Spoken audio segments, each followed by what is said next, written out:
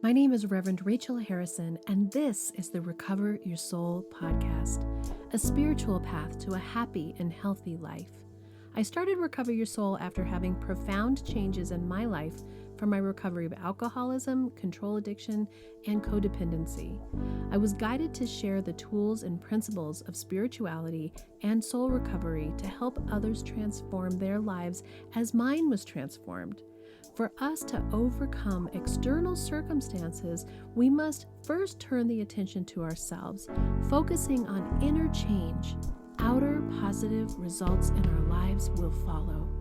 As a spiritual coach, I can support you on your path to make real changes that will bring you a life of peace, happiness, connection, and abundance. Visit the website recoveryoursoul.net to book coaching sessions, read the blog, listen to some of my original music, and subscribe to receive email updates. I think of Recover Your Soul as a community. Follow us on social media and join the private Facebook group to support each other and connect. For an extra episode each week and to support this podcast, become a Patreon member or subscribe on Apple Podcasts. Together, we can do the work that will recover your soul. Welcome back to Recover Your Soul. Thank you so much for joining me here today. If you are new to the Recover Your Soul community, welcome. And if you're coming back, I am just so grateful that you're here and part of this special community. Today's episode is going to be about anxiety, because this is a word that we just use so flippantly, so readily, and I think it's because there is so much of it, this fear, this worry, what we call anxiety. So I wanted to talk about anxiety in terms of soul recovery. And I relate to this because I was an incredibly anxious person. And through the soul recovery, through the recovery of alcoholism, I don't feel that same level of anxiety that I used to.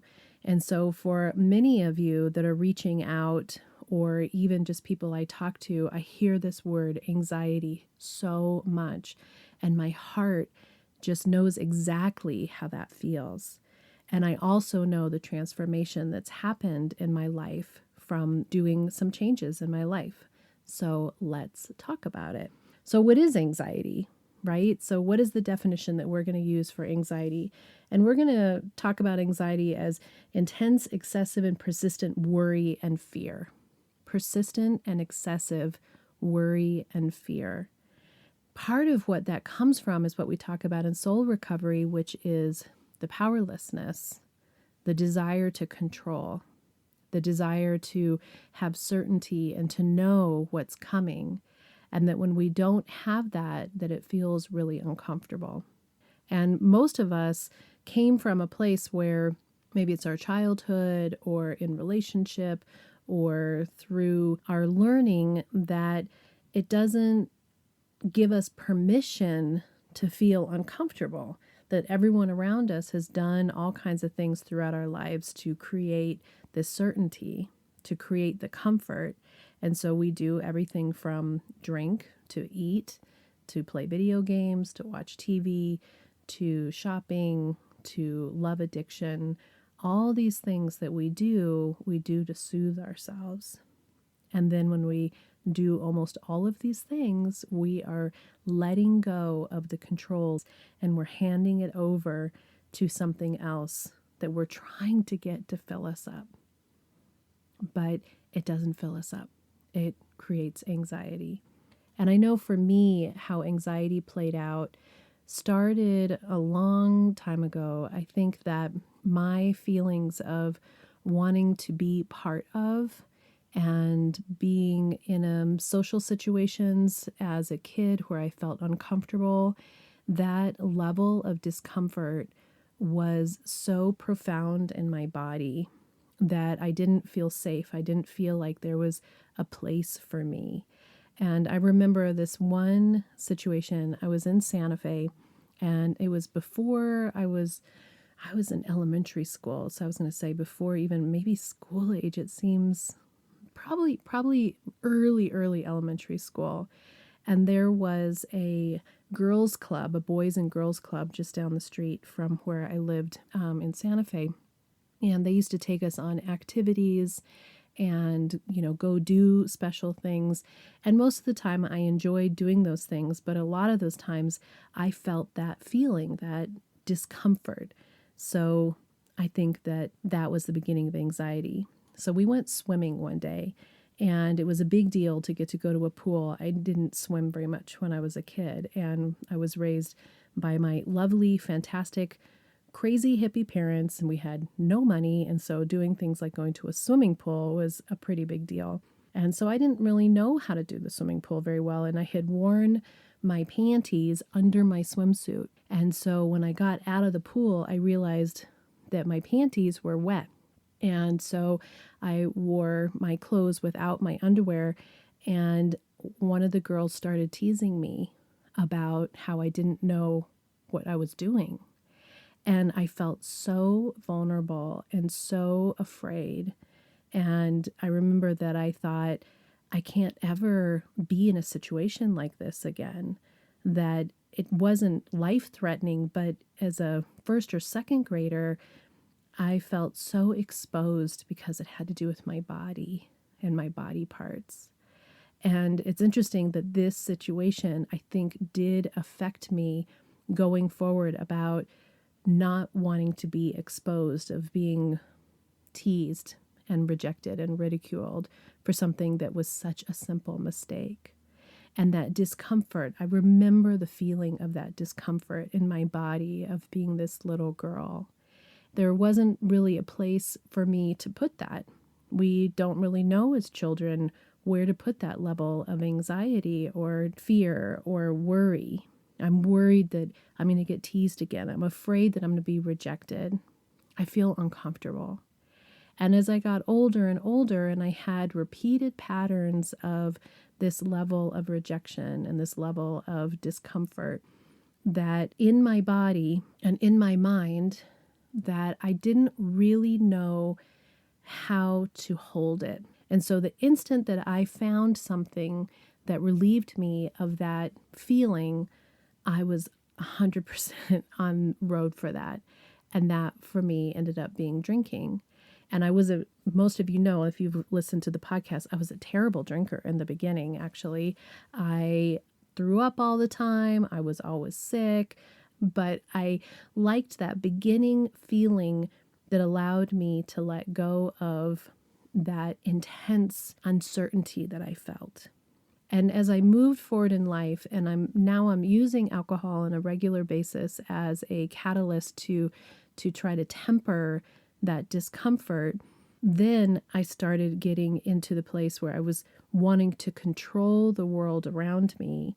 And when things weren't the way that felt comfortable for me, that anxiety would creep in again, that unknowing what was going to happen, or if it was going to be safe, or it was going to be okay, or was someone going to be angry, or was I going to be rejected? Is it going to work out okay? When I went to college at CU in Boulder was the first time that I went to a doctor and got prescribed antidepressants. And what I realized over the years in playing with antidepressants and drinking and lifestyle choices that were really about the fact that from a very early age, I didn't know how to allow these feelings to just work through me. And part of that was because I played this good little girl role that I didn't act out in any way.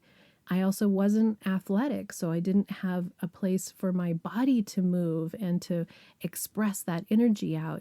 So many people that are runners or exercise or dancers or whatever that physical activity is, there is a place for that to sort of work its way out.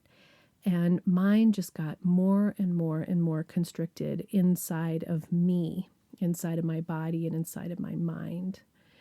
And by the time I got to where we had kids, and, so much of my life was this, like all of us, we have lots of good stuff that happens, lots of good times, lots of times with friends. So it's not like every single second I was completely overpowered by these feelings, but underneath the surface was this constant worry, this constant level of fear that was very, it's almost like a layer of thick lotion on your body, that it's slippery and it just feels strange and you always know it's there, that it never went away, but it wasn't so intense all the time that it became something like what they call now a disorder, which means that it takes over your daily life, that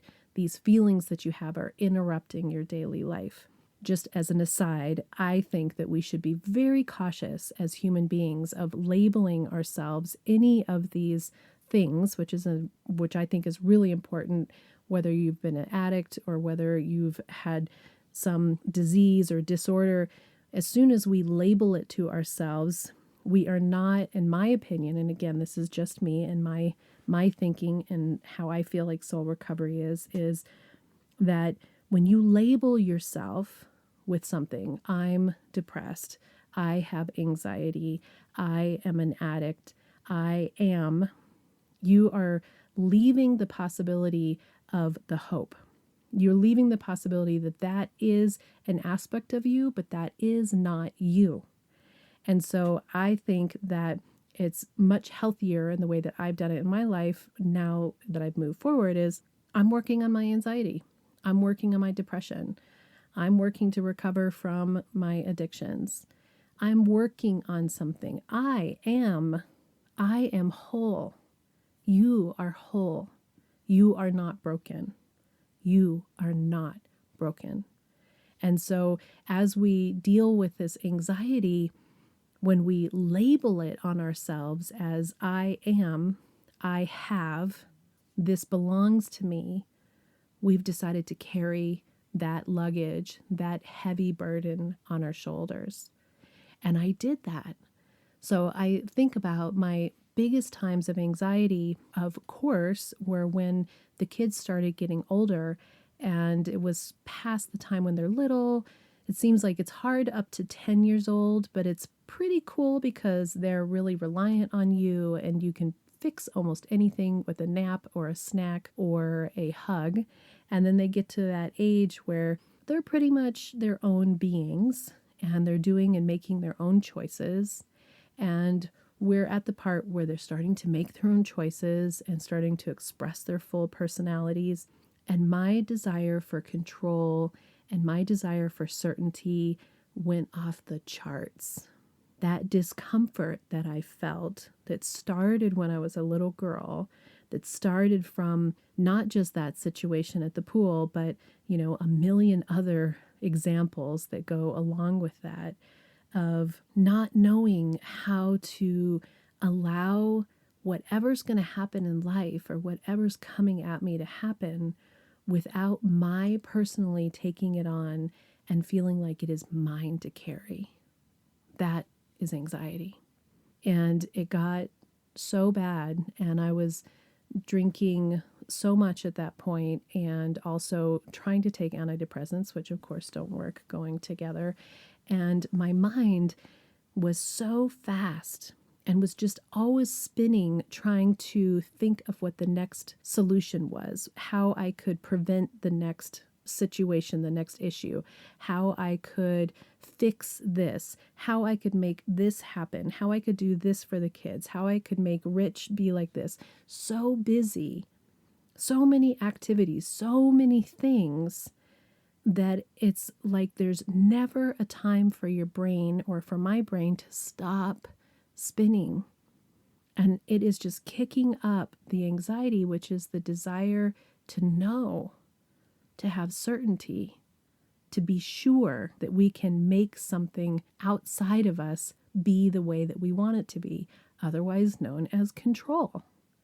You know that control is my whole thing.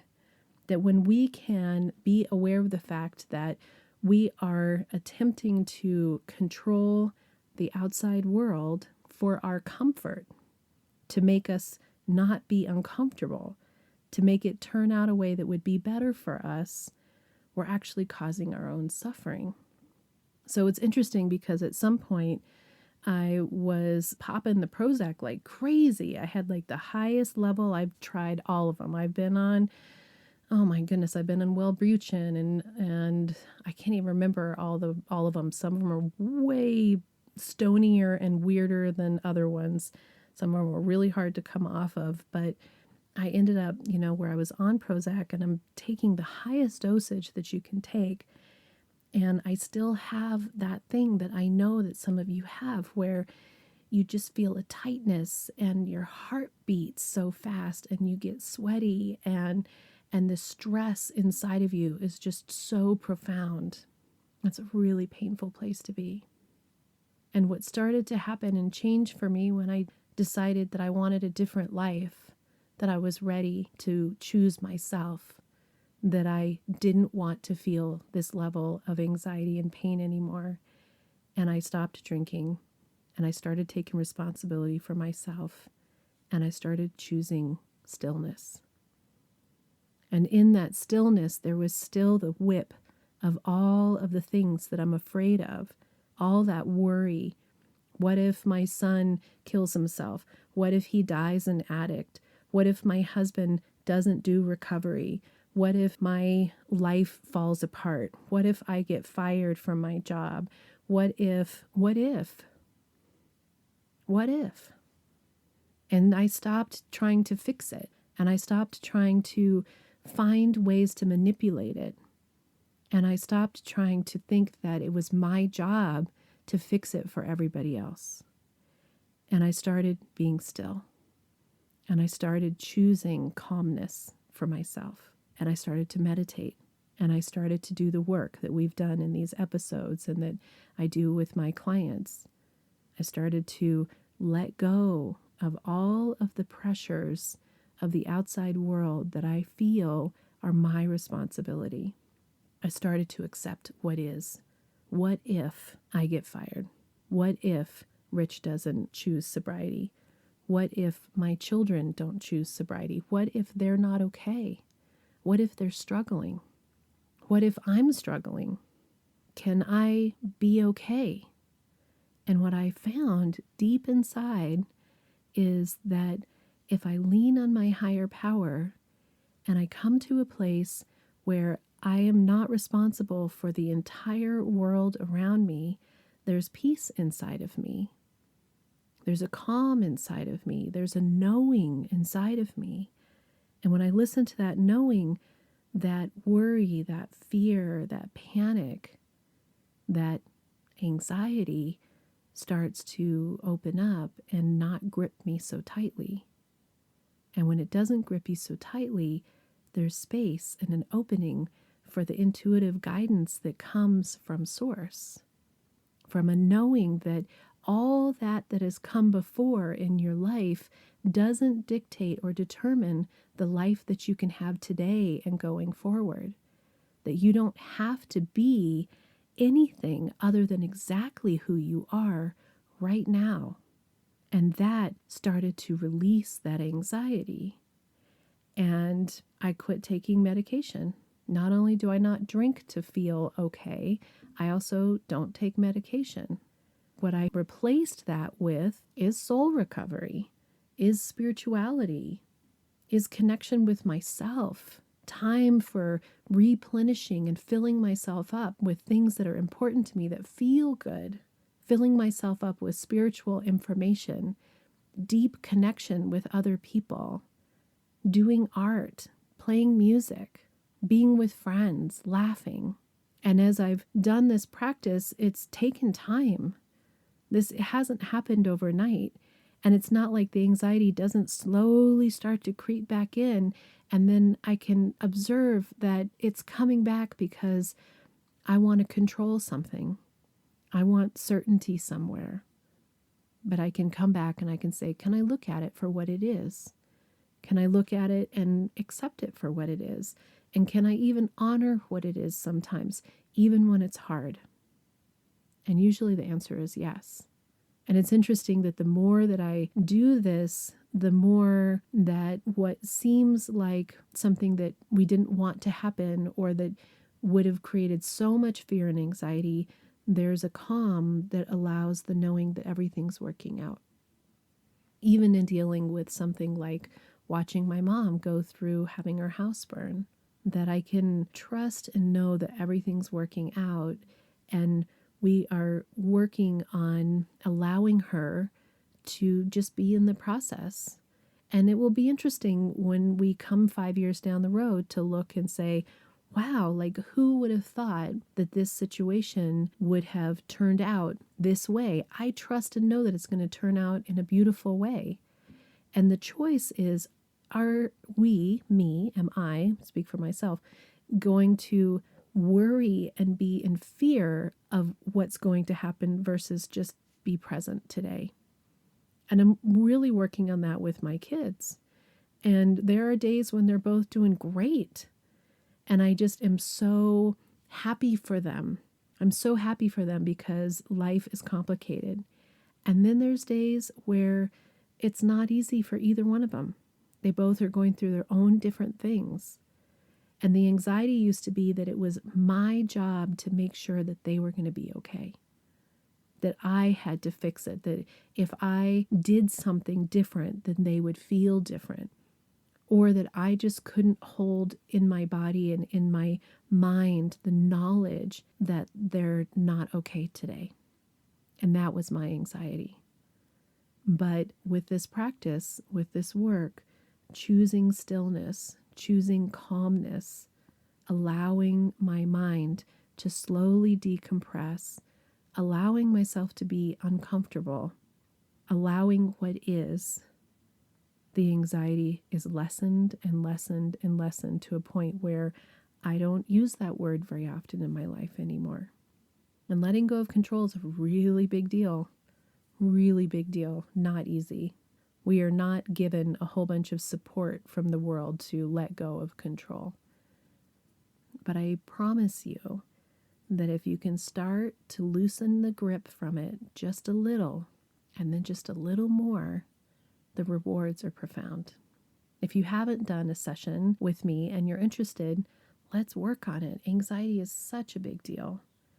And I also encourage you to not label yourself, I am, anything that's negative. The only I ams that should come from you are positive affirmations. I am whole. I am healthy. I am happy. I am healed. I am one with spirit. I am joyous. I am creative. I am beautiful. Whatever it is, those are what we want to claim. We don't want to claim the negative. I hope this has been helpful. If you're also interested in being part of our support group that is the first Monday of every month on Zoom, go to the website and check it out. This is a great way for us all to connect with each other and give each other support and encouragement and inspiration while we're on our soul recovery journey. Until next time, namaste. Thank you for listening, and I hope this episode offered you tools, guidance, and inspiration on your journey to recover your soul. If you'd like some support and encouragement with your soul recovery, book a coaching session with me. When you're ready for change, it's amazing what can be done in just a few sessions. There's never any long-term commitment. This is your personal journey, and I'm just here to be a guide and assist you in connecting with your fullest and happiest self. Visit the website recoveryoursoul.net, where you can find more about me, Rev Rachel, book your spiritual coaching sessions, subscribe to receive email updates, and even listen to some of my original music. We thank you for supporting the production of this podcast by donating on the homepage or subscribing on Apple Podcasts or becoming a Patreon member. When you become a member or a subscriber, you're going to receive an extra bonus episode each week, and your support is really appreciated. By following, subscribing, and reviewing this podcast on your favorite platform, you're helping to spread the Recover Your Soul message.